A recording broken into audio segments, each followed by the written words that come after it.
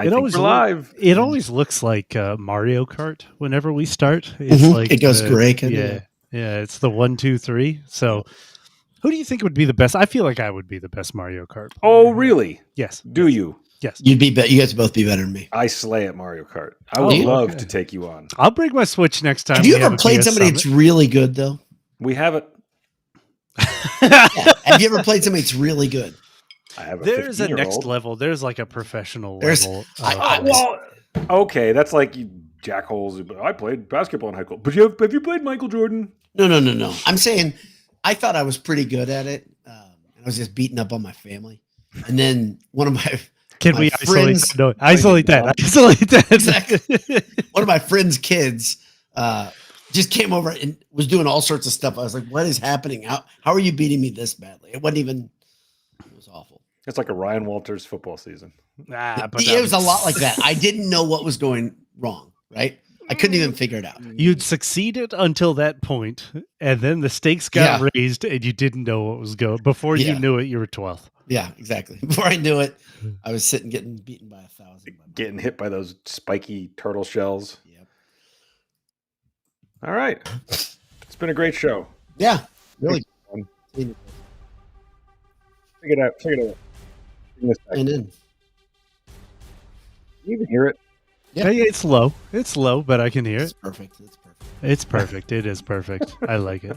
It's always perfect. It's game week, baby. Yeah, Greg McManus knows it's not. This isn't AI. These three.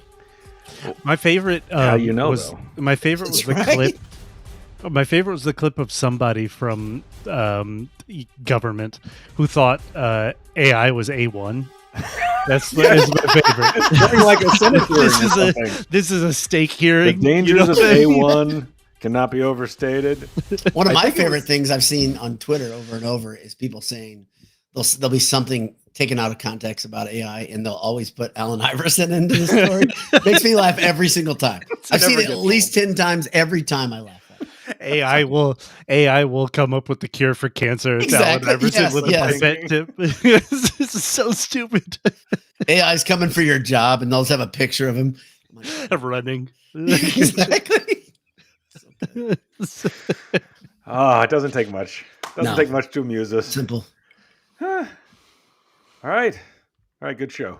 I mean, I think that's it, right? Like, do we have to really talk about anything? Is there anything? Ball State. All right. I'll throw something at you guys. Okay. I don't think I said this in our group chat, so this will actually be fresh for you. You probably have looked at this yourselves, though. Purdue is favored by 17.5 points this weekend. I think it's low. Okay, but how many teams coming off a 1-11 season get favored by 17.5? And they're not playing an FCS school. Here, right. So I talked to a couple of people. I said, when do you think the last time they played a non-FCS school and were favored by 17.5 points? And the best we could come up with, well, I'll see what you guys think. I was just about to ask that question, and honestly, I don't remember. Was last year's win Indiana State? I need to know. Which doesn't count because that's not an FBS school. And then the losses were Notre Dame and all the rest. No, I mean like the non and all of them. What? The non-conference. Who was the other non-conference loss? Was it Oregon State? Was it the home and home of the Oregon State? Okay. Yes. That's when we knew something was very wrong. Yeah, when they got handled by Oregon State. Yeah. So easy. After a year after, like, at home too, right? Like a year after. I was at Oregon State. That was at Oregon State. Yeah. Okay, yeah. So, no, this includes anything. Big Ten, non-Big Ten. I'm saying a bowl subdivision school. When do you think the last time they were favored by this much? I don't have the answer for sure. I'm sure someone in the comments can look it up. But I can tell you what I think it was. It wasn't Ohio. They're probably only I bet they're favored by 11 or 12 versus Ohio at the beginning of Brahms. I think it probably wasn't Ohio, but I think it was more recent than that. Yeah. Ohio was Brahms' first year, wasn't it? Mm-hmm. Right. That's I'm trying to think of like you're one of the mid-year Brahm. Yeah, one of the mid-year Brahm. It's going to seem super obvious. I might as well tell you. Yeah. Because you're going to be so annoyed because you're going to be like, yes, obviously. When they played UConn in 21, that had to be it. Yeah. UConn was on the brink of shutting down football, I think. I think they were favored by like 28 or something in that game. And then that was 14-12, correct? No, what? You came to UConn. They won 49-0. No, it was horrible. It was. You were there. Awful. Yeah. No, I was there. Have I been there for 2 Rutgers? No, that was Rutgers. I'm sorry. Yes, I'm sorry. That was Rutgers. All the Northeast schools look the same to you. They really do. They really do. They all have the same number of people. I think it's the same people that go to all the same people as well. There's a good chance of that.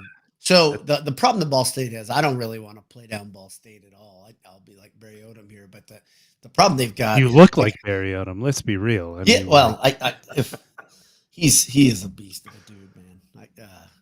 I know he's not the tallest guy. He's put together though. But a former football player, you know what I mean. Exactly. We've had this conversation where Purdue has had a lot of coaches who you would take in a fight against a lot heavy of hands. Coaches. Heavy. Ryan Walters for sure. Danny Hope for sure. I think Hazel was probably kind of scrappy. Joe Tiller, I wouldn't want to fight. Hazel because of his age. Heavy plumber hands. Yeah, Joe Tiller. Yeah. I think Hazel is the only one where it's like he seems too old. He didn't want to get too peaceful, maybe. Yeah, exactly. Yeah, he didn't want to get dirty. He didn't want to. Right. Yeah. Everything was nicely pressed. Crisp. Right? Yeah, exactly. It's always weird if you press a nylon jacket. And then tuck it into but he your didn't. pants. He found a way. And then tuck your quarter zip into your pants. That always bothered me. Yeah, it's a real thing, real reason to be bothered. I'm with you on this. No, but Ball State has something that it's very hard to overcome, and that is just this era and a rebuild. That's very, very difficult. I don't care who it is. It's just. Oh, I mean, I don't care. I don't care who this guy is. That's just it's a tall order. Did I give you the trivia? I think I said it to you guys. The trivia about, I'll share it with everyone else, about Ball State's coach. Did we talk about this last week? Yeah. That's great. We didn't talk about it on the thing, but yeah, go ahead. So he is a Purdue alum, though he did not play football at Purdue. Yep. And his son is a freshman at Purdue in the College of Engineering, and he was there dropping him off a week ago. I wondered about this. I went through my. Was his son at Boiler Gold Rush? No, he wasn't, because I think the timing was off. I think he came later. That'd be weird too. But anyway, what were you going to say? What I was going to say is the coaching fraternity is pretty small. Do you think is there any chance he would stop by Odom's office to say, "Hey, I'm on campus. What's up? Hey, what's up, homie? Doing? Yeah, how you doing, bro? The kid, you mean? Coach? No, the coach. Yeah, to stop by. I'm sure he's got some people. I'm sure he's got some. Oh, when he was there for dropping him off. Yeah, yes, exactly. Probably. Stop. I mean, I don't think anybody would. I don't think Coach Odom would have turned him away or anything. No, they'd say hi. Like yeah, absolutely. Yeah, I don't think it'd be good if he just like walked into practice. That would be unprofessional. What are you guys doing here? What are you guys doing? What are you doing in there? Hey, we just wanted. My son wanted to see. He's a big football fan on the campus. He loves football. Loves football. Grew up around it. So is this kid going to be in the stands? Who's going to be rooting for? These are important questions. That is a good question. I would hope he would be rooting for his dad. His dad went to Purdue, though. Dad's probably a big Purdue fan. I don't think his dad is rooting for Purdue on Saturday. You don't know. You never know. Don't assume. You don't know. Don't assume. So what here? I did a little bit of research on Ball State. Not much, but a little bit. Okay. And what I gathered, and I can be wrong about this because it wasn't the deepest research, but what it looks to me like is you've got two teams that are facing off that are both going to have. This is correct. So far, you're correct. No, they're both going to. They're not going to be the most successful passing teams this season. Also correct. No. Also nailed it. This is insight you cannot get anywhere else. This is just going to be a battle of strength. Smash mouth. And that's a problem for a team that's on a rebuild and like Purdue is. Oh, you mean Ball State? Yeah. I think Purdue's offensive line is going to be a real strength. I'll sit by that. Defensive backfield and offensive line. I think those are my two favorites. I mean, D-back is where Purdue has a lot of talent, which is fun. Yeah. Offensive line, there's a lot of years. Yeah. But, like Joey Tonona, like he hasn't played in 3 years. You know what I mean? He played last year. I mean, like he was getting broken back in, and he's starting to. He hasn't started, I suppose, in 3 years. Yeah, right. But he's starting to get his size back too. I mean, that's a big deal after coming off an accident and all that. So he's a guy that I'm very high on. You guys know that. Yeah. Talented dude. But St. John is terrifying. I think he's a dude. We're going to see him exert his will, and Maccabee will run right over the top of him of a huge hole. And there are a lot of people already that think Maccabee could start making his journey towards passing. Well, that's true. Yeah. Like getting over 1,000 yards early on. I mean that it would be crazy. Like what that would be so fun if that happens by the end of the year. It should. I hope it does. Yeah. He should easily have over 300 yards after 2 games. Right. Easily. I think. Like just because of the way the offense is that's so many though. That's so much. Game against these two teams. I don't think it's that much in these because of the way they're because they're not going to be throwing the ball that much. Yep. So I agree. I think there's a really good chance he gashes them up. Yeah. They did list the backup running back. They did list him at as co-starter. 1.5. So it is like there may be a there may be That's a bigger timeshare. Exactly, because Maccabee is a very particular runner, right? It's the he's not a power runner, right? And so you do. I actually think you do want to not limit his touches, but use him in the right way. One of the biggest things that we saw that we didn't see last year was Maccabee used as a pass catching option. Right. There's almost like no creativity, last year, by the end of the season. And so it's just like, it was floundering. So it was good. I don't really know what Texas Tech Testicle Tech has to do with things Greg McManus, but I'm in. That's an old bad nickname. It's an old bad nickname. For what? Tech?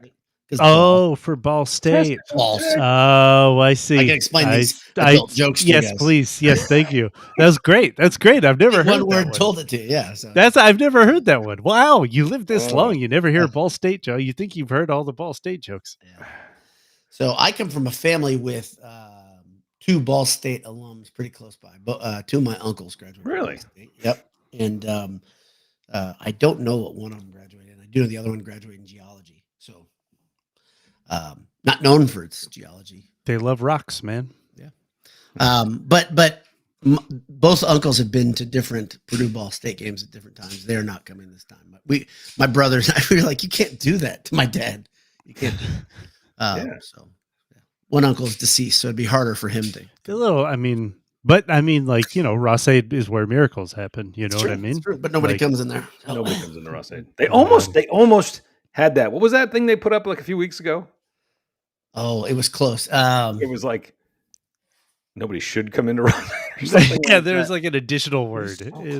It's so close. Because they would have, because we've trademarked it, trademark, copyright, trademark. That's all you have to do. You have to say. You say it. It's like declaring bankruptcy. You just yell, I declare bankruptcy. That's it. It seems like the way that works. Okay, can I ask you guys a question? So, because I think we've kind of tiptoed around things here. We don't know a ton about Ball State, but do you guys have a player that you'd like to see him go off? Because I think there are a couple guys that are hometown favorites. Is there anybody that you're like, yeah, I'd like to see that guy do something? And so there's word, by the way, if you watch the pressers, that Denylon Morissette, I think, sounds like iffy. He's probably out. Like, why would he? If he needs another week, then why would he play? Right. And did you watch the press event? It seems like Golden Black is very annoyed with Barry Odom's policy on how he handles injuries. Really? So is the Indy Star. No. Yes. Okay. Right. Tell me more. So they both mentioned, I don't know how they said it, but they both mentioned that it wasn't the easiest thing to handle for them. And I was like, I'm sure Odom was like, oh, okay, I'm going to change my policy. Now that you guys are upset, what can I do to help you? He was very clear. He said, I don't have to really report this until I think it was Wednesday by rule, and he's not going to. And I think that's okay. Jeff Brom was similar. He did not want to tell anybody. He didn't like that either. Did not like that. So they should be somewhat used to that idea. That was not that long ago. Got to help us out. Got to give us some content to feed the beast. Exactly. Throw us a bone. So, but is there a guy? So I think I got a guy that I'd like to see. Well, Rumble get over 100 yards receiving this. I was actually going to go the opposite from you, where it's like you're hoping you're hoping that Maccabee gets a ton of yards. Actually, I kind of hope that this is the time, these first 2 games is when they get confidence behind Ryan Brown, is when they get confidence behind the passing game. So Ryan Brown to George Burren is what I'd really love to see. There's my guy. That's the guy I'd like to see get over 100 yards receiving. I know it's weird for a tight end to do that. I think it's very possible with the nature of the way he plays and how they're going to use the tight end. And if he can stay healthy, I think he's going to be integral. So that would be my early, this happens every year when you have teams that aren't the highest of caliber. You'll see like absurd numbers put up and they'll be like, Purdue's on a torrent pace, the Brown to Burren combination, of course, combining for 400 yards of offense versus Ball State. And so then, like something like that, just being ridiculous, being an anomaly because of the nature of the competition more than anything else. But that's something I could totally see happening. And you could have 2 weeks of that, where after 2 weeks, people will be like, Purdue's offense is number 5 in the nation. Exactly. I love that. It's all context, but it always happens. And especially when you have a broadcast team. So I haven't looked ahead to the USC game. So, but okay, but who's going to be on the game, right? Is it somebody who actually knows their stuff? Is it going to be somebody who's just filling the air with crap? Like Matt Millen. Yeah, if we get Matt Millen, he'll be waxing pulling out pearls from 1997. Things that when I saw Drew Brees here, that was really something. Thanks for sounding off, Matt. Really appreciate you. Do you think he's read a book in the last 20 years? No, I'm not going to say the joke. I was going to say it was too mean. Wow, it was too mean. Yeah, it was too mean. It was really. Do you think he's read a book? That's an interesting cut down. I like that. Has this coach read a book recently? Oh man, this would be a fun game. Maybe that's our weekly segment. I think Ball State's coach is absolutely. Oh, he's a reader for sure. Yeah, he didn't play football, so he went to school. Yeah. And he didn't go to play school. He went to play school. To answer your question though, I was not only because of their great names. I wanted to see Nitro Tuggle or Michael Jackson. I think Michael Jackson's going to do something big. So I think he'll have one of those where he breaks away from everybody. I think that will just happen. So, what were you laughing at? There are too many Michael Jackson. I can't. I'm going to laugh every time Michael Jackson. So annoying how we are on Twitter. It's exactly so annoying. Get ready, buckle up, because you think we were annoying with Penix. That's a bad mother, No, it can go. You can go a lot of ways because there's a lot of hits there. So a lot of titles you can go on. So yeah, I mean, I still cannot get over that there's a guy named Slam Dunkley in the universe, and that Purdue has a guy named Crew Wakely. Crew Wakely's great, it's tremendous. Slam Dunkley rode crew. He didn't play basketball, and Crew Wakely plays football. He doesn't row crew. What's the football version of this? Because that man rows somewhere. Exactly. He plays tennis. Yeah, that man's a tennis. Yes, exactly. That man's a tennis star. It'd be like, I don't even know what it would be.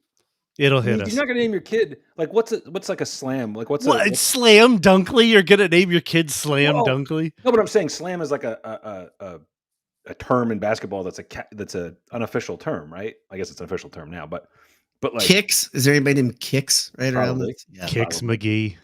Kicks Brooks is the only Kicks yardage. And he, of course, plays baseball. Yeah. Oh, it's amazing the stuff that amuses. Before we go any further, though, if you're going to the game this weekend, and it's a noon start, I believe, right? It's a noon start. Mm-hmm. Yep. It'll be a nice, cool August. It's going to be beautiful. 70 degrees and sunny. 70, 71. This weird fall has started early, which is not a bad thing for those of you who are going to sit on the sunny side of the stadium. Yep. I think you're going to be hungry after the game. Oh, yeah. And you're going to have lots of time. And there's going to be so many games on. Ooh. Leaving a nooner the first weekend is great because now it's 3:30, 4 o'clock. You can just watch now till like midnight, 2 a.m., whatever. I don't know. The late games are probably going to come out at like 11, right? The Hawaii kind of games. Yeah. So where would you guys head if you were leaving the game? I'd take a 5-minute walk from Victory to the fire station. That's it. The fire station? Yeah. Yeah. Oh, and then turn left. I wouldn't just go to the fire station. You could drive. I bet they're nice. They're probably like, guys. How many? We got to give directions to AJ's all the time because these jerks are sending them here. Exactly. Just have a bunch of people standing outside with. Give me burgers. Beef. We should give them some BS stickers. just chanting beef outside. Beef. They get really concerned. And what would you guys wear to the game if you had to go? I mean, how about uniform? One of these brand synergy over here? A nice home field shirt, a nice home field long sleeve. I record these in the basement now. It's nice and cool down here. Cool Pittsburgh basement. Got some long sleeves. You know, Need to get cozy. And gotta get cozy. We are not far from. Not far from hoodie season, which is my favorite. That's a fun time of year. But for people like you and I, Brother Dad, it takes a little longer to get to hoodie season. It does. I run a little warm. Exactly. I wish. This is a weird thing to wish for. And I see a person wearing a hoodie in like July and they look totally comfortable. I'm very jealous.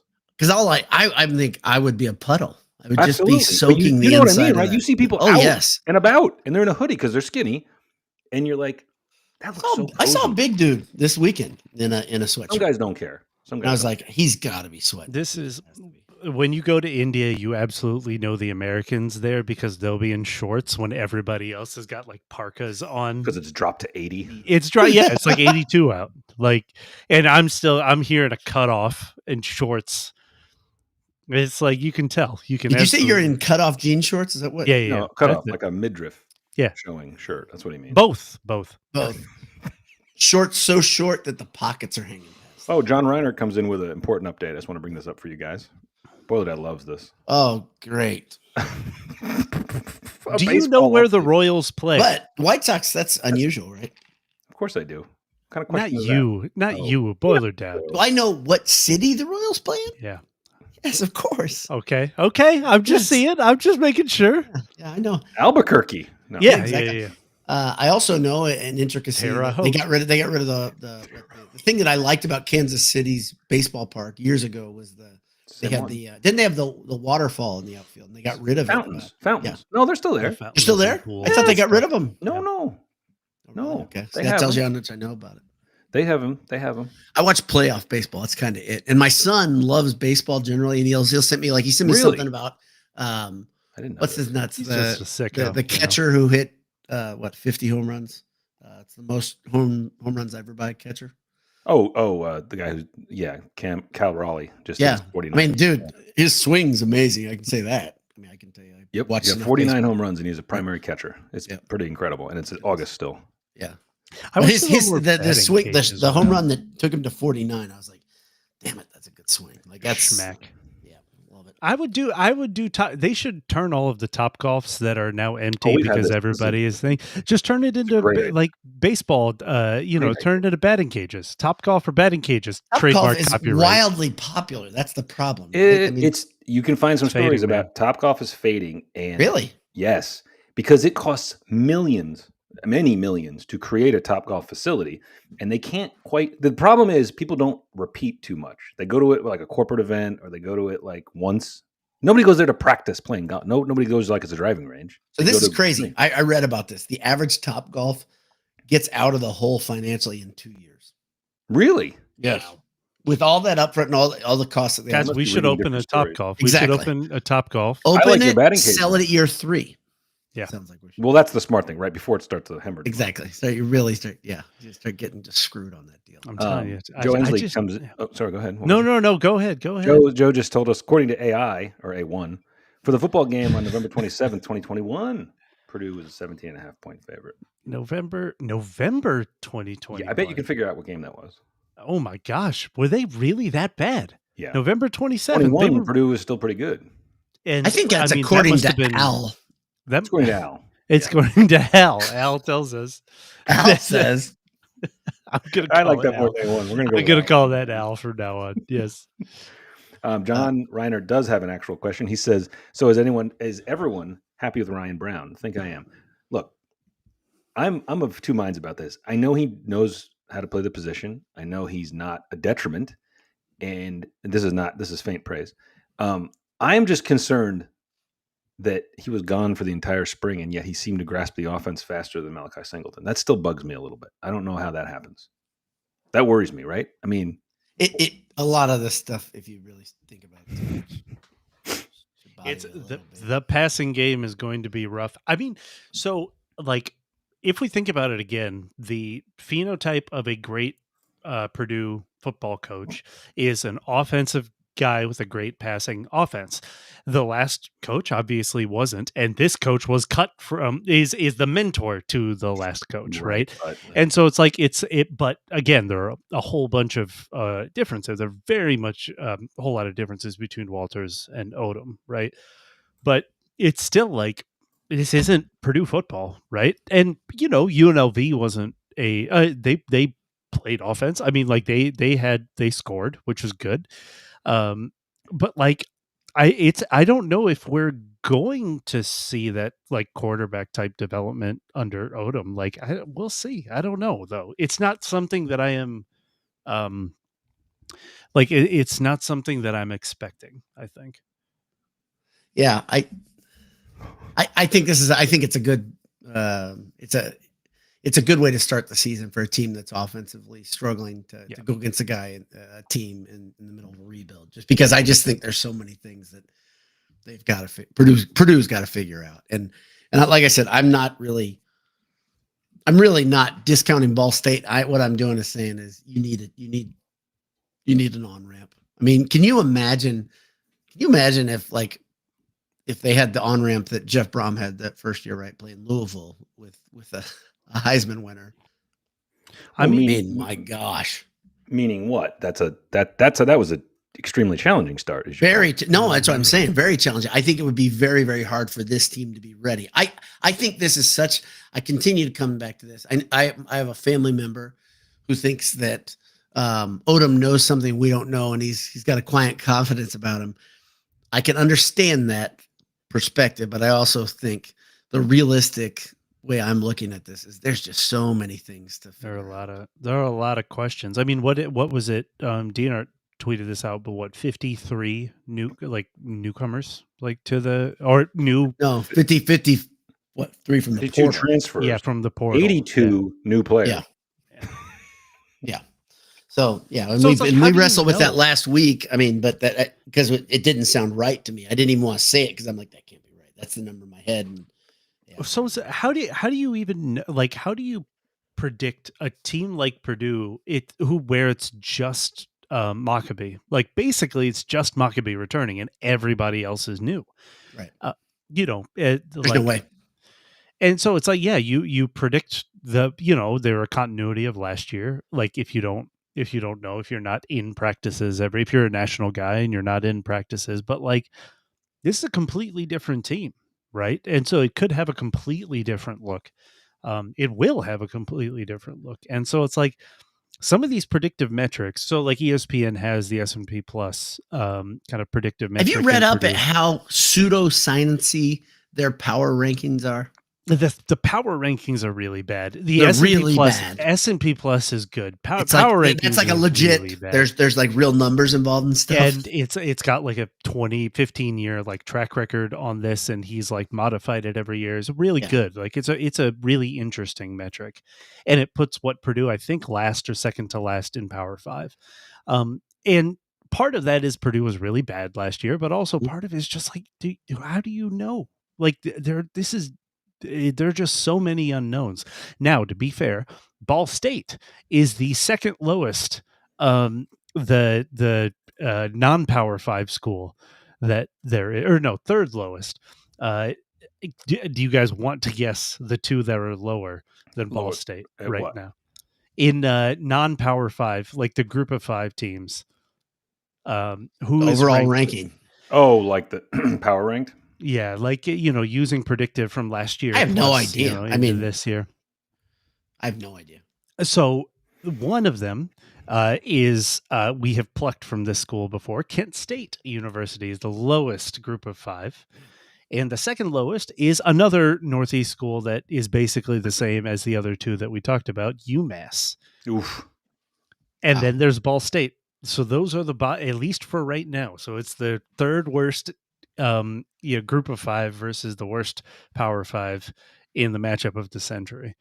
It's funny. I did a little article perusing on like some of the online magazines about what they say about Ball State, and all of them are like, to improve, you have to do this. Like that's what they're starting with, and I was like, man, I feel bad. It's rough. It's rough, and they're a tough spot. But they're a lot like Purdue in that I don't know if they're in as bad of a position as Purdue was.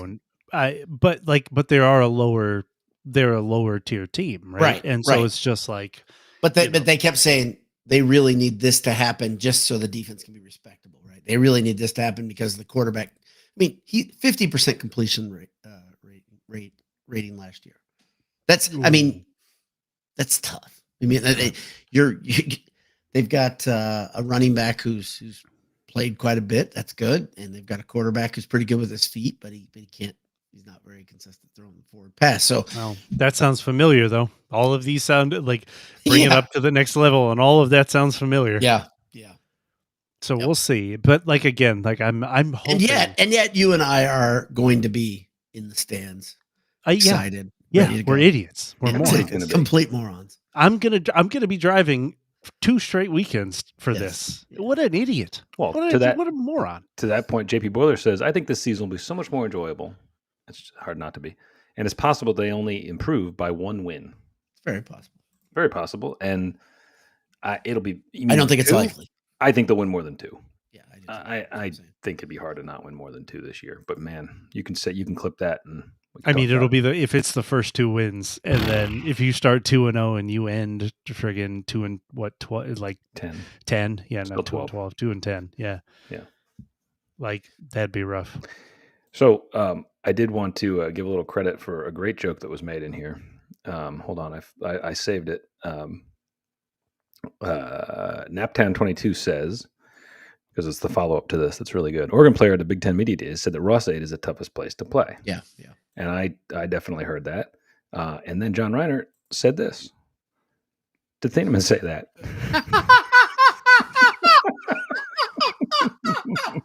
Damn. Oh, that was well done. I didn't want to lose that. Oh, dude, that was good. Dang, I didn't know what was coming next. That was awesome. I hadn't looked ahead, so that's good. That's great. Nice job. We also got some suggestions. I hadn't caught up with the comments yet when we were coming up with we were saying what names, football related names, could be playing another sport. Yeah. The Noodle came in with Bomber McFooty. Yeah. I like that. That may be a soccer name. That may be closer to a soccer name. Well, Boiler, Hamsmate, you might like this one more. Spikes Ballsy. Yeah, I like tremendous. Tremendous. I wish these were real, but there are some that are much worse or more ridiculous. John says Hikes Ballsy with the 4th. I don't know. Yeah, I like. Do we know a lot of people last name Ballsy? I played baseball versus a guy named Balls. There are. I mean, like there's that. Harry Balls? I know where you're His going. dad was named Harry Balls. His name was Sam. Sammy Balls. And he was an absolute beast of an athlete. Yes, there was a real civic leader named Harry governor Balls. Or he was some mayor. Mayor of a city, and they wanted Fort Wayne. Oh, it was Indiana. That's right. Yes. They wanted to name a building after him, but they thought they probably shouldn't because it would be the Harry Balls something facility. Auditorium, children's center. Children's community center. You can't. The funny thing is, like the people overwhelmingly wanted it. That was the best thing about it. I think they blocked it somehow. With a name like that, you gotta go. You gotta be. Gotta get in public excellent life somehow. I mean? Yeah, you gotta. So did you guys watch any football last weekend? Did you guys see anything that was fun to watch? That game in Ireland was kind of ugly. That looked like very ugly. Like a week 0 game. You couldn't see that. You couldn't see the paint on the field, which is really weird. Also, I will be keeping an eye on UNLV because not just because see what the difference is with Barry Odom out, but they took a road not traveled by Purdue, where Dan Mullen is now their head coach. And so I do want to see how does he do? Like, is he on paper, Dan Mullen is a better fit for Purdue, then I'm glad that we ended up with Odom. Like in comparison, again, I don't think on any of our lists at the top of any of our lists, but it's like he was on my early list. Remember, I was being a weirdo. Competence. It's like again, like I think we're expecting competence. Well, you saw what he did, though, right? You saw that they barely won. That's what I'm saying. So, like he's already taken some heat.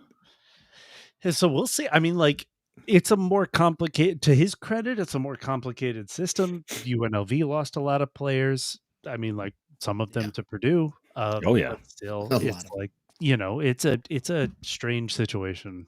All around. Did you watch the Sam Houston Western Kentucky game? No, it was so freaking fun. It was a great, especially in the first half, because it was like ping pong or whatever you want to call it. It was just back and forth. All big plays, busted coverages, missed tackles, and then guys would just break away and they'd be off 30, 40 yards ahead of everybody. Joe Tiller versus the Mac. Yes, is exactly like that type of feel. Super fun. I mean, if you're a degenerate and you I don't know what the spread on it. It was probably fun for them to watch though, but it was really fun for just people that just love football for no good reason. And that was my favorite thing to watch last week. Western's another one. Western Kentucky is another one where it's like you keep an eye, because it's like, that's probably the most likely both of these last times where it's like could have had Helton at any point. He would have loved this gig, right? Yeah. And again, another that fits a little bit better on paper, right?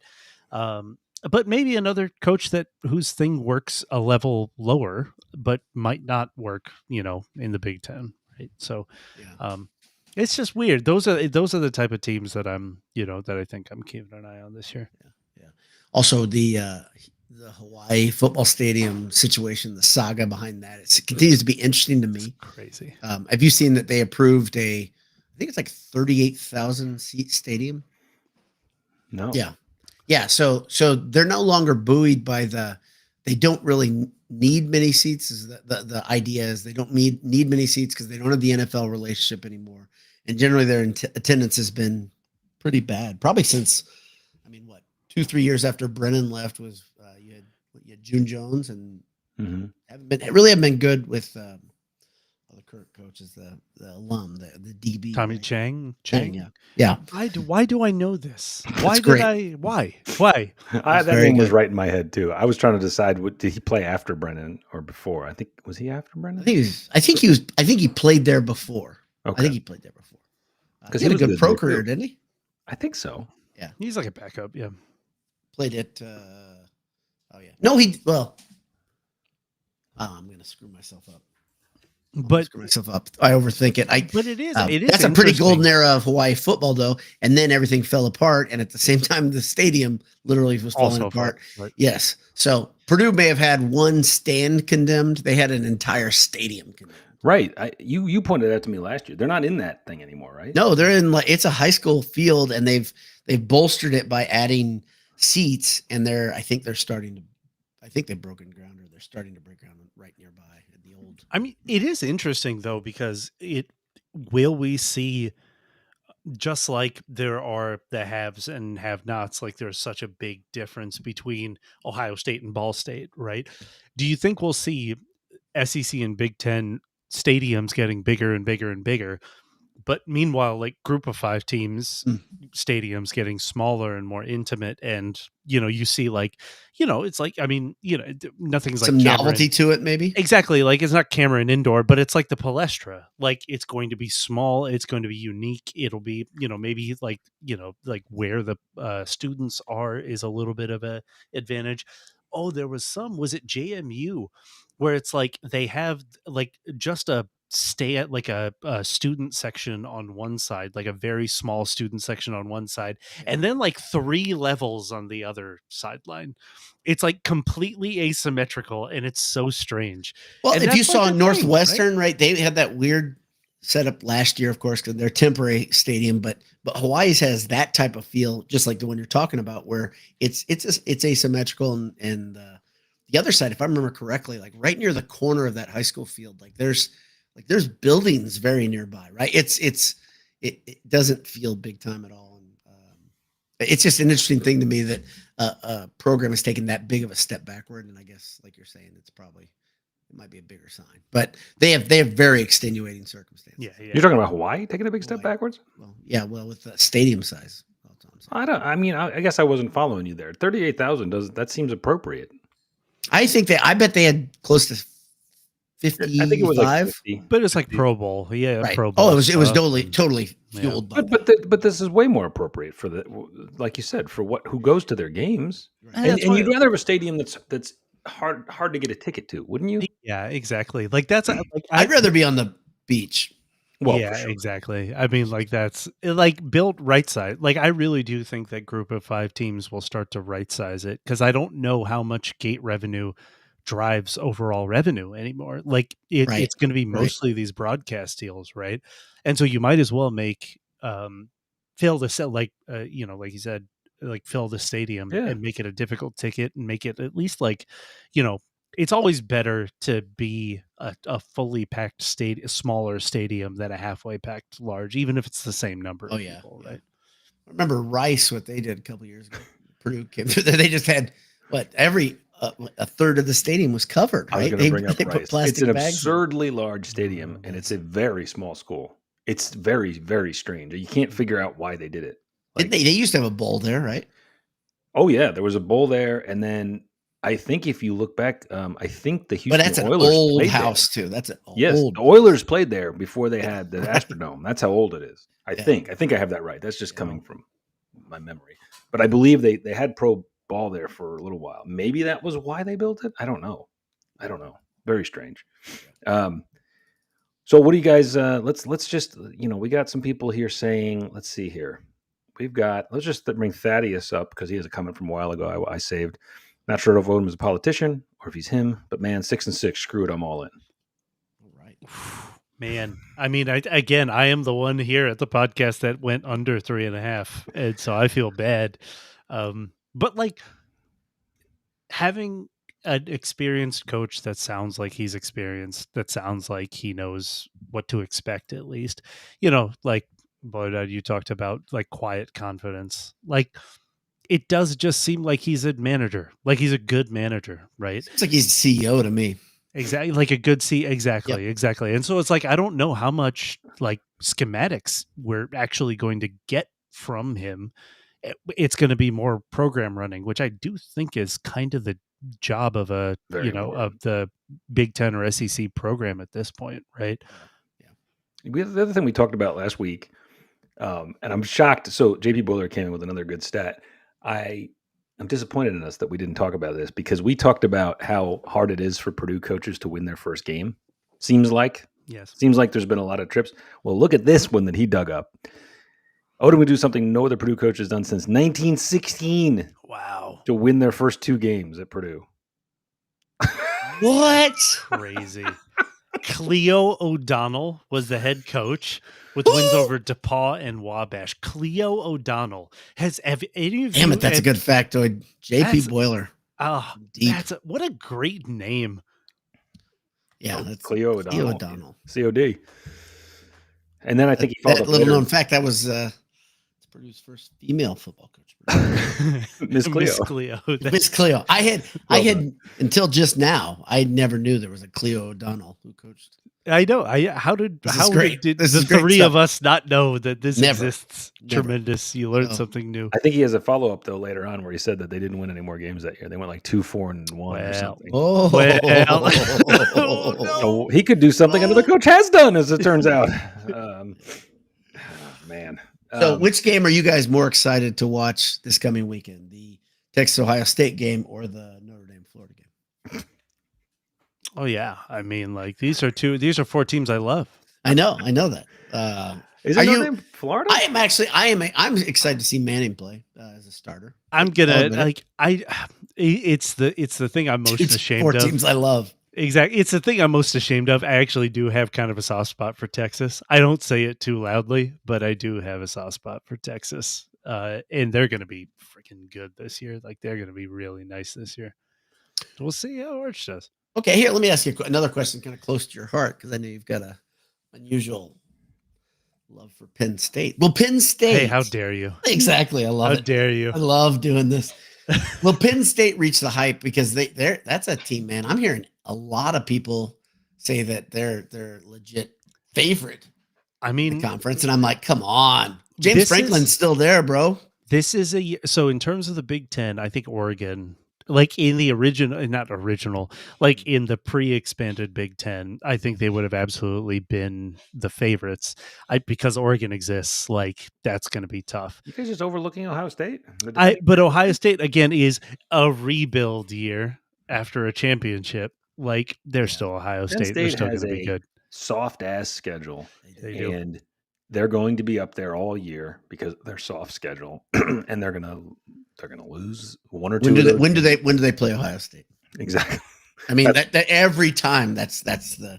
What was it? Was it 20? I think their last win against a top 5 team was 2021 or something like that. Well, no, they might have done it in the playoff. No, did they?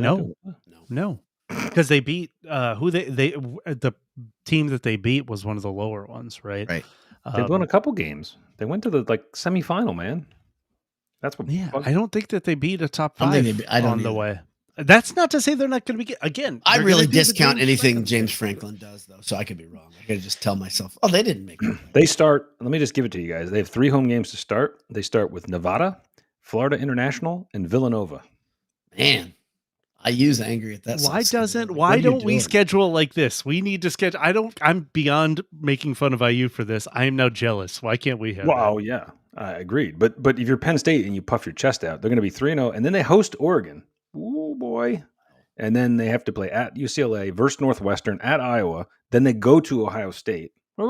Then they have Indiana at home, at Michigan State versus Nebraska, at Rutgers. 10-2 without breaking a sweat.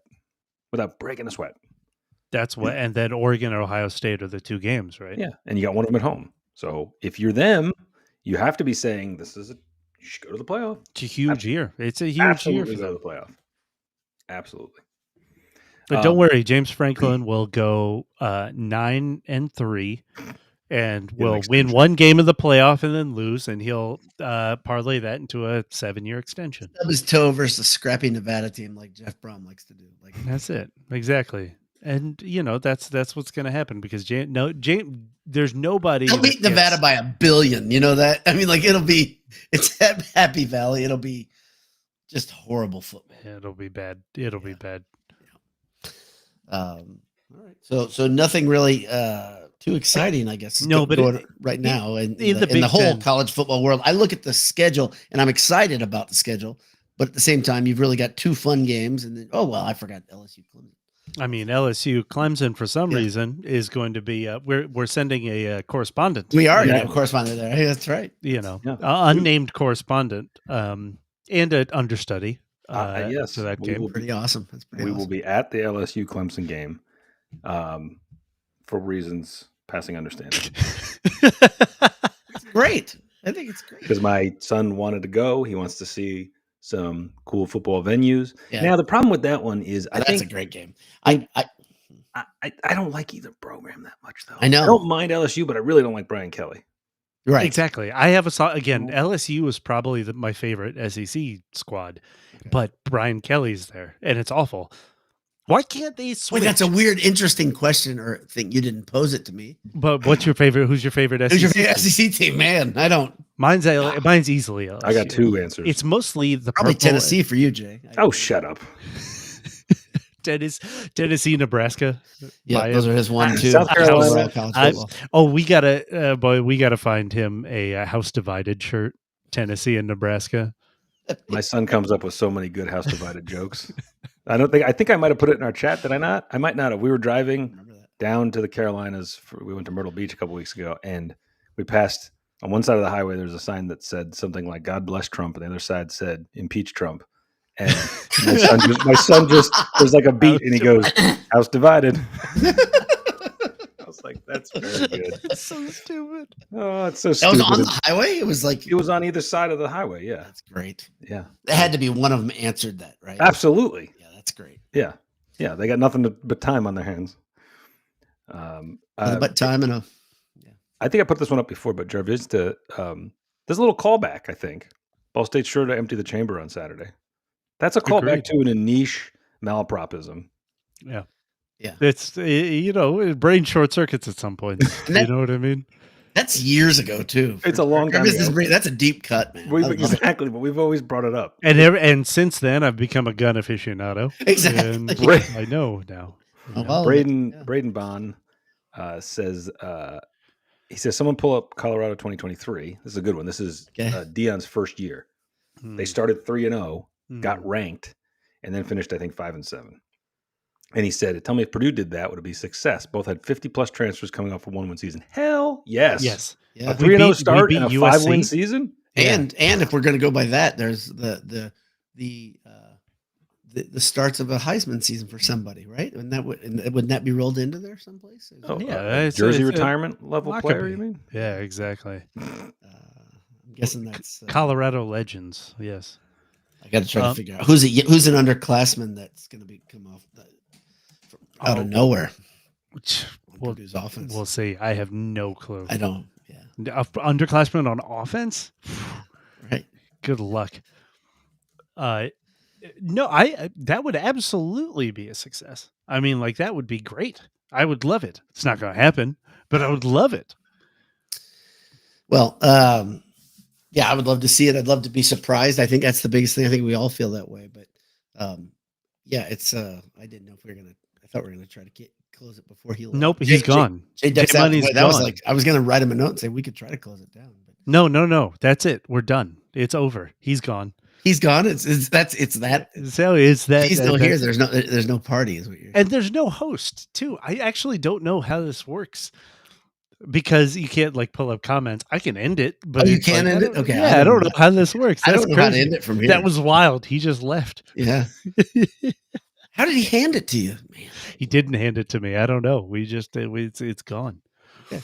But you do know how to end it. It's not like I'm going to say, "Love you guys, good night," and then it's just going to stay on. And then rest of our lives. And then our like after our scandalous after podcast conversations keeps going. Yeah, it'd be ridiculous. It'd be crazy.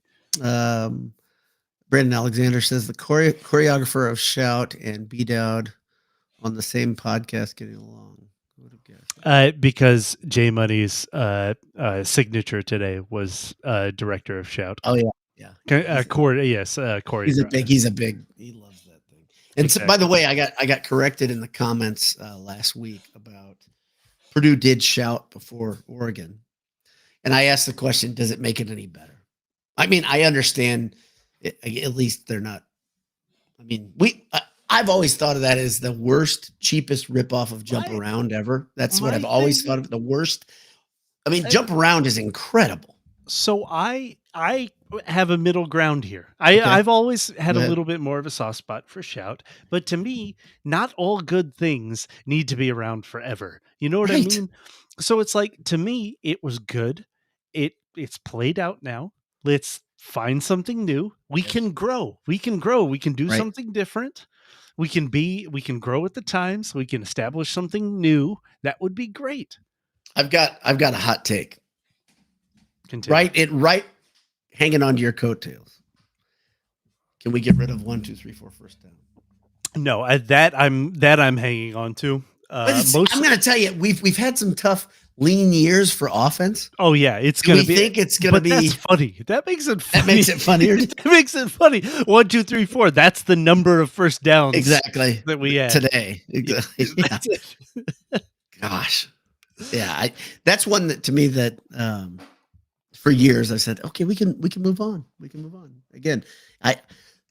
But that to me is lit. I know you got to have stuff happening during a college game. The traditions mean something. I get that. And that's like the student sections being stupid, and I like that. Steven Nazano, I mean, the classic one is Crazy Train, especially with Ozzy gone now. Just make it the tribute, man. We're the only college team with the train as a logo. Crazy Train. It's easy. It's right there. Yeah, I think I'd be. I mean, I'm not a big rock guy, but I love that. At least it'd be fun. It'd be something, and it'd be a train. There's a train. It's a train. There's a picture of a train. Yes. It's just choo-choo. That's it. The choo-choo train. Boilers 012 says, I believe we did get rid of 1, 2, 3, 4. I don't think so. Yeah, I don't know. We'll still see. happening. We'll it was see still this happening. weekend. We didn't do it very much, but that doesn't mean they got rid of it. So we'll see. I'm almost positive it was still happening last year. We'll see because they weekend. Go 1, 2, 3, 4 because they get rid of the dirty word. Yeah, well, I mean, but that's the whole fun of it. Exactly. You can say a curse. You can say the curse. You get to say a curse with your friends. Exactly. Everyone chants it together. Great. It's great. It's great fun. Now that'd be fun if the students could organically come up with just a curse word to yell at some point in the game. Well, I mean, but then it's Didn't we do that all last year together? Then it's oh no. Yeah, boy. But we have to direct it at the other team and not our own. Oh, that'd be a good differentiator. Exactly. Well, if anybody is going to be at AJ's after the game, I will put it out there. I'm going to be there. Come say hi. Come hang out. Let's chill. Let's have some fun. I know that the Dowd clan loves to leave immediately, like on a rocket ship. There's a helicopter that takes them out of the stadium immediately. Somehow there's just an outline, like in a cartoon. Poof.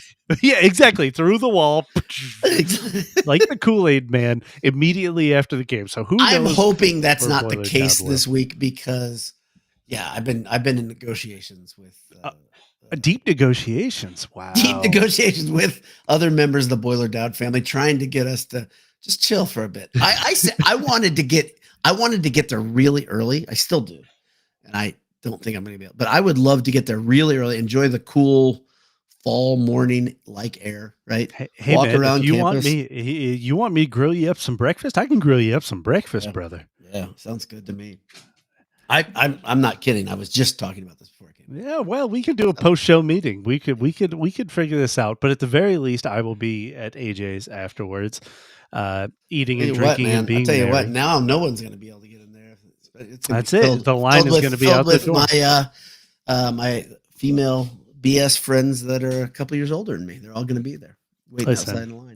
Everybody's got their demographic, and strong, man. I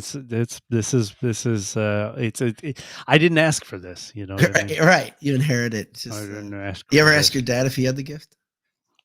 No, and I don't want to know. I don't need this information in my life. I don't need it. It comes from someplace, so I'm sure of it. Exactly. Well, so you think that Purdue is to close it out? You think that they cover the spread today? Yeah, this week. I do, and like I said, I don't know how I can say you're going to cover that spread that big, and I'm really not trying to kick Ball State when they're down at all. I'm not. I just think it's too hard. It's tough. I mean, tough. they are really reloading, and again, there are a group of 5 schools like that can be fun. That can put together something fun, but they're in a very similar thing where it's they're just turning over the whole organization. Yeah. Funny thing is, though, like you said, you can't really predict success very easily. Maybe you can't predict a bad season either. And so putting them that far into the cellar, somebody's got to fill the space, and it's easy and logical to say a team that fired their coach coming off a bad season there and a MAC team is going to be one that's an easy one to kick. Who knows? Maybe there's some magic there, and Purdue definitely is going to be ready. It sounds like Odom's not taking it. It's first game of the season, so it's first game of the tenure, right? And so I would say anything less than a 10-point win would be a little concerning. Concerning. So I think that to me, it's not necessarily the 2.5 touchdown line, the over 2 touchdown line, but it's if it's single digits, brother, that's tough. Yeah, it'll be real tough. We've had Saturdays like that, and it wasn't coming off of the situation was much better. I mean, did Purdue struggle against Ball State one time, if I remember correctly, right? I think so. Or Indiana State, the Hazel. That was horrible. That one was one of the worst. That's one of the worst games in memory. So did you watch the whole UNLV Idaho State game? I watched the second half, and that was fun. I mean, just because it was it was looking like a fun potential upset. That was great. But network was that one on? What network was that one? I still have cable, my brother. So I just talk into my remote and then it takes you channel. there. Exactly. I have no idea what channels are.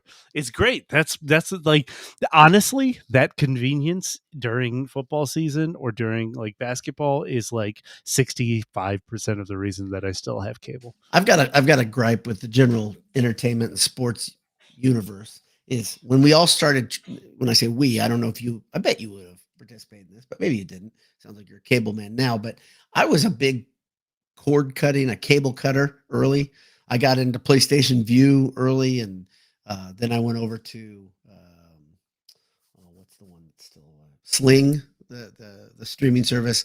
Then I found YouTube TV because the PlayStation View stopped. They stopped business, and but we're right back where we are, where the cost is way too high, in my opinion. Yeah. Like, it's so dumb. Like, and then you have to have like 17 streaming services to watch every game now. And it's going to, now, if you're a YouTube TV subscriber, you probably got the email that I did that says, now they're in trouble. They may lose Fox.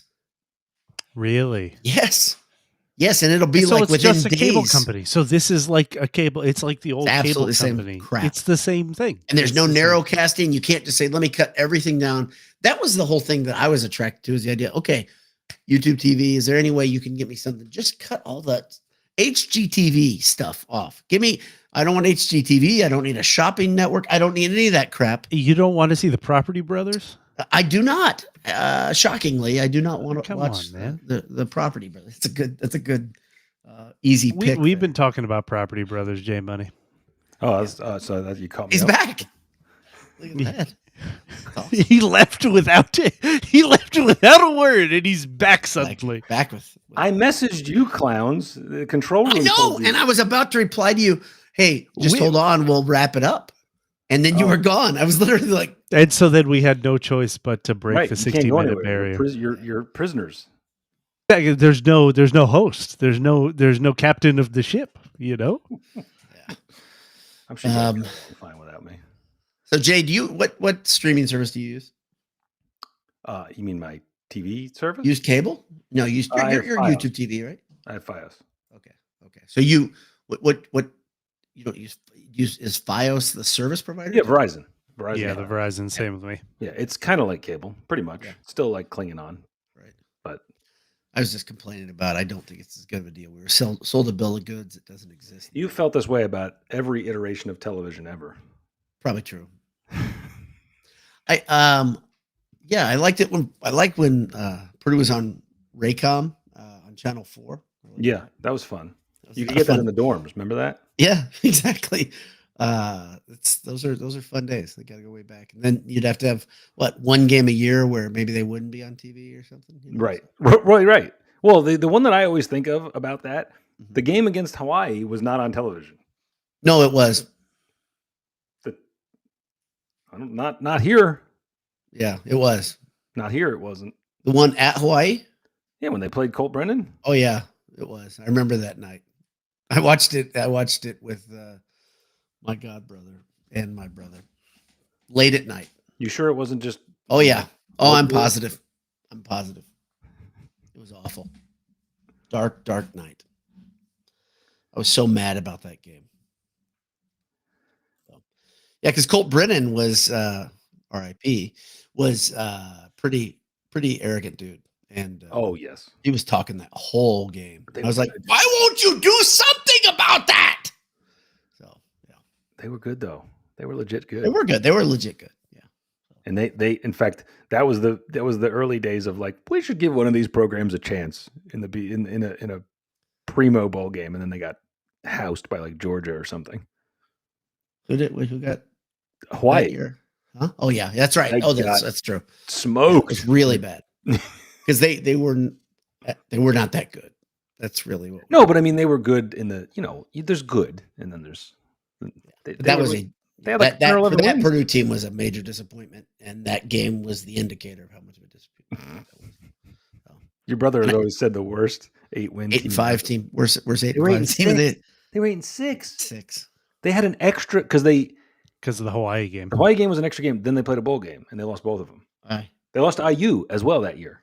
Yeah. So they were I want to say they were 8-3 with like 3 games to go. Fat Ralph Friedgen beat him in the bowl, right? Maryland. Yep. Yeah. Yep. Handled Purdue. Yep. Yeah. I remember that. Bad old days. That's the thing. That was a kind of an okay, it was the end of the okay era, right? Right. So, right. That was Tiller getting tired. So no doubt. I do think we should wrap, and I think we should also give our predictions. If you haven't done that yet, while I was away, you were talking about Property Brothers. So I've not. Yeah, I've not. And we could just talk about this week. We talked. I think we did our over under for the season last week. I think everybody thinks this is a win. I think so. Yeah. Okay. But what kind of win? Boiler Dowd already said that he thinks they're going to cover the spread. I don't think so. I think it's going to be between 10 and 16. We talked about if it's a single digit win, that's a cause for concern. Oh yeah. But all wins are beautiful. All wins exist. Let's not. They're there. They're fine. I always say wins are like your children. No matter what anyone else thinks of them, you love them. So, but that's not always true for me. I'm going to be real honest. I wish it was. No. I would say maybe about your kids, or what are we talking about? That was easy one. You said it right up there. I did. Yeah, it was not intended. Business says everybody does know that I don't like one of my kids, though. Right? They don't know which, though. They don't know which one. No. Yeah. Steven. Steven Boiler Down. Dick. I kind of lean a little more towards Anisha's way of thinking. I think like 34-20, something like that. 2 touchdowns. It's going to be one of those. So will it be a 34-20 game where it feels 34-3, and then they? Yeah. Does it feel like you beat them pretty badly still? Is that what you? I think it feels it's a game that really feels over in the third quarter, in the third quarter, and Purdue steps off the gas, and Ball State maybe scores one more. But I don't think Purdue's offense is built to. This offense is built to score a ton, and I do think that they're built to waste a lot of time. If that makes sense. I do think they're going to be built to Brian T says, whoa. Let's just get the first win before we celebrate it. Okay, Brian. I'm with the Noodle here. I think I'm feeling that type of game. Noodle says 46-7. Good guy. That would be so fun. Yeah. I think it's going to be one of those games. It's like a snowball where Purdue gets into kind of good things start happening, and then it just starts raining down on Ball State. The Purdue's ability in the trenches to control the line of scrimmage, both sides of the ball are going to really play heavy. And then somebody like Tony Grimes will have like a pick six that just you're like, okay. Backbreaking. Right. A Tony Grimes pick six would be super nice. Yeah. I mean, again, that defensive backfield, that would be nice. Dude, I got to tell you, that dude is that's a charming dude. Every time I see him, he's got a great set of teeth. He is sharp. I like that guy. I like captain. You can see why. Yeah. It's so funny when there's team captains that are brand new to the university. Right. But this guy. I mean, he's. I'm sure Coach trusts him. Right. Oh, good pass with him. I mean, he feels like a pro, doesn't he? Yeah. Totally. So he understands how to handle the media. He's. I think up. The defense is going to be surprisingly good this year. Yeah. I think they're going to be Purdue's still going to lose their share of games. I just think the defense is not going to let you down repeatedly. I think the defense is going to keep you in games. I think there's going to be turnovers. That was one thing that Walters' defense didn't do that we kind of thought. There weren't turnovers. Yeah. Ed Albanese is playing Michael Henry today, by the way. He says 27-21. Michael Henry, for those of you who don't know, is a adjunct member of Boiled Sports.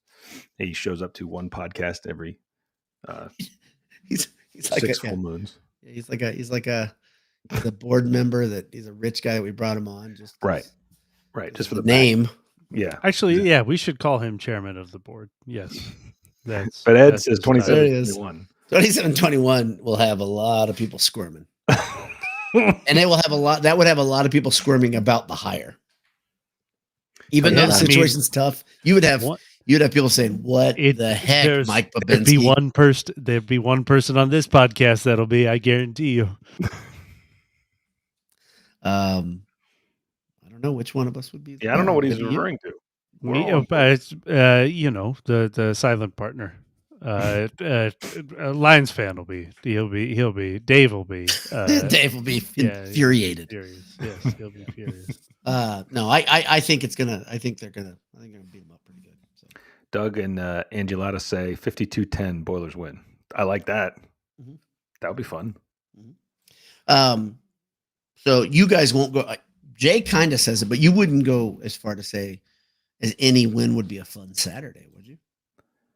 You wouldn't say that. I need a double digit. I need double digit. Did you say it'd be more fun than a loss? I like wins more than losses. Yes, that's a great statement. Thank you. Was that your question? That's not my. You guys are also. How did we become a spoiled fan base after a 1-11 season? There's no spoiling. A win would be glorious. Any win, yes, any win would make me some measure of happy. All right, this is good. I like Jay. I like optimistic Jay Money. I like Jay Money pulling us. That's not optimistic. No. That's I'm settling. Like I've got my father-in-law on the podcast. I love the man, but come on. A win is a win, man. He always says, I can do impersonation. I'm not going to do it. I do have an impersonation. You don't get style points. But he always says he just wants to see a good game. Like me, he likes. I just want him to have fun. That's not what I said. I know that's what you said. I want to put those words into your mouth. The old Buffalo Wild Wings commercials where they all wanted the games to continue. My favorite thing about the commercials, they're arm in arm with the people from the other team just because they're enjoying it so much. Rooting for a tie. I want this game to go on forever. Shut your face hole in a close game. Real sports fans know that there is nothing worse than a close game with your favorite team in it. There's nothing worse. We've talked about this public. Before. Oh, I would love every game I watch. I want to be 49-0. I want either way. It'd be fine.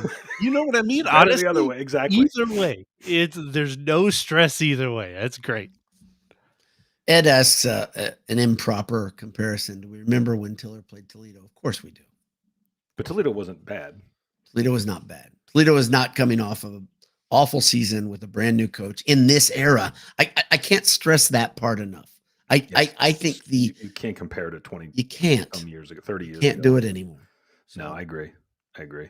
And I was very nervous. Purdue played Toledo at Toledo when Dustin Keller was there. It was the game where Keller pointed at Pete and got flagged. I don't know what year that was. Do you remember that? Yeah, the refs flagged him because they said he was 20. That may have been my freshman year. That may have been also the Painting a Masterpiece year. Yeah. Purdue ran them out of their own stadium. I was so nervous coming into that game. Why? Because Purdue had lost to Toledo in Tiller's first year, a billion years before that, right? It didn't matter, but to me it did. I don't feel at all that way about this game. So. Steve Azano says, and then what happened right after that Toledo game? How about that question? Okay. That's a fun one right there. And I know no one asked this. What trade would you make for a Ball State loss? So which game would you say, okay, that would make it okay? I can say almost any of those big games. If we're going to say Ball State loss for Notre Dame win, shoot. Yeah. Yes. I've almost tuned out that Notre Dame's on the schedule because I don't even. Right, because it's not chalk even. It up as a loss, which is why it's like just cut the game out, pull an IU, and cut the game out. I have been swayed to agree with you, and I used to not, but screw Notre Dame, number one. And so I don't even want them to think that we think they're a rival. We're not a rival. No, we're not. Rivalry requires some sort of fight back. Right. And it's just like, and I don't know how many people feel that strongly about this game anymore, the rivalry anymore. Like even on the Purdue side, like I mean, let me go another step with this idea. Okay, Jeff Brom made me dislike this rivalry because Jeff Brom thought it was great just because he was Catholic and they were playing Notre Dame, and that bothered me too. And I was regional. Like, I mean, it seemed like that. Other than Louisville, get out of here with that thought, right? Yes, yeah. Yes. And so like that may have made me turn down this whole thing, or the fact that Purdue really doesn't compete against Notre Dame. Whatever. Honestly, IU has this right. IU has this right, man. Like non-con should be easy. I would trade it for either IU or Notre Dame. IU, Notre Dame, Ohio State, the triumvirate of evil in my heart. I think I would want. I'll give you a different trade. You asked what game. Yeah. So I'm not going to answer your question. I'm going to do one of your things and just not answer it. That's okay. If they lose that, I want them to rebound to 5 or 6 wins. Yeah, it could be any of them, right? You're saying lose to Ball State, but get to 5 wins. Yeah. You'd still feel good, even though you'd be like, okay, first game jitters, whatever. They didn't lay down the whole season. That's how I would. Right. That's How about that? Did you see they? By the way, speaking of first game, the Tiller Tunnel is kind of different. Every year it gets a little bit better. It's kind of they've trimmed it out a little bit more. There's references to Joe Tiller's career on the side of the wall. Nice. Yeah, it's pretty cool. But every year that feature is getting a little better. I think that's pretty cool. So they're doing a good job with Ross-Ade. And someone pointed out the AI picture you posted of us there said the second deck at Ross-Ade is really great. That's right. It's that's been a long promised never gonna happen thing, right? What would it take to get a second deck build in the next decade for you guys? What do you think? I don't think it happens. I don't think there's any way it would happen. Purdue's selling out Ross-Ade pretty regularly in bad seasons right now. Right. So if they got good, they would continue to sell out. And I don't think, just to your point earlier about how it doesn't really matter that much, like the gate revenue's not the thing. Here, I got a crazy idea. I know Mike Babinski listens to the show. Yes. Here's what I would suggest. Mike, put some plumbing into the student section so they don't have to come over to my restroom. How about that? That's a simple way. Do they not have restrooms over there? They don't have restrooms or concessions. And so they're always at my concessions and restroom. The boiler down concession. That's what they have it marked. It's just like the pisser is what they call it. I was going to make a very bad, very poor taste joke. Man, I'm getting better at catching. Look at you censoring yourself. Yeah, because this one was bad. Remind me. I think there was one where I forgot who asked, but how many? So first, our boy says even with the second deck, you would be able to hear Boiler Down from any section of the state. Dylan is all over this one. I think he's correct, Dylan. So I do appreciate that. It's good to be known for something. And Wade, you were going to bring something up? There was somebody that asked how many days since Purdue's last win. And I did look it up, and it's 359. It'll be 366, right? By the time. So it's been over a year. That's very. It's going to be 7 more days till Purdue plays, Anish? Yeah, 7 more days. Yeah, that's something's wrong about that. 365 years somewhere. Yeah. About a year. About a year, everyone. August 31st. So it will be 364 days. 64, yeah, because it's on the 30th, right? Yeah, Saturday's. I can even do that. Let's go. I didn't know what day Saturday was. I got to be real. Just settle down. I mean, my gosh, how is he supposed to know that? Yeah. I forgot what. Only there was a grid on the wall that showed what day things happened on. Exactly. He meant that grid on the wall. Jeez, printed out calendars. Get out of here. I have a grid. I still do. I'm old. I've got a paper calendar and a checkbook I use. What's wrong with those things? I don't know. I have a checkbook, but it's only because like some places charge me fees for my credit card. So I will to avoid some fees, I will write a damn check, and it's embarrassing. But I'm like, I did it. I bought an accessory for my car that was kind of expensive. Do you take a check? I took a check. Excuse me. Do you take a check, sir? Who do I write this out to? Oh, my pen seems to not work. Cashing out the grocery store. I got my checkbook out, and I had been out. I burned up some time because of the install. And I come back, and I didn't have my glasses, and I took the checkbook out, and then I put my glasses. Oh, my goodness. Little old lady. Fantastic. Were they on a chain around your neck? I wish I had that. I need to do that. I'm getting on age. I think it's fair. For you though, you're an artist, man. So you wouldn't have the chain around your neck. You'd have the one that magnetizes in the middle that just kind of clips on and clips off. Yeah. I think you'd have that one. So yes, I do have a checkbook, Jay. It's wrong for me to say. I have one. You never know. I write about 2 or 3 checks a year. I would say there's always something that's like my son's. I bet I'm 5 to 7. Booster club for basketball. They're like, we need a check from you that we'll hold on to and not cash unless you don't return things. I'm like, can't we just what? Like, you know where I live? What are we doing? I write checks for graduations. I don't give cash. You don't want that to. We give cash. Hoodlum to come and just steal. We give cash because no kid wants to go cash a check. I don't even know how. You can do it. They can do it. It's even easier. And then it's in there. That's true. That's fair. It's even easier. You cannot take a picture of cash and put it in your account. Crisp greenbacks in your. I've taken pictures of cash with my app before. Are you telling me it doesn't go in? I'd like to deposit this. I'd like to make a deposit. Yeah. This is $20. Now you shall tear up your $50 bill and throw it in the trash. It's just a green crayon on a piece of paper. That's great. $200 bill, please. Oh shoot! All right. Okay, yeah, we've squeezed out every last drop from this Ball State game. We're predicting 3 wins, so what could go wrong? Yeah. All three of us have a win. Yeah, so it's fine. Sizable win. Yeah, yes. No problem. You guys, it's been a pleasure. It's been a pleasure talking, interacting with you guys too in the margin over here. Thanks for sticking around. And I'd call this content rich tonight. Wouldn't you guys call this a content rich show? I call you content rich. Thank you. Love you guys.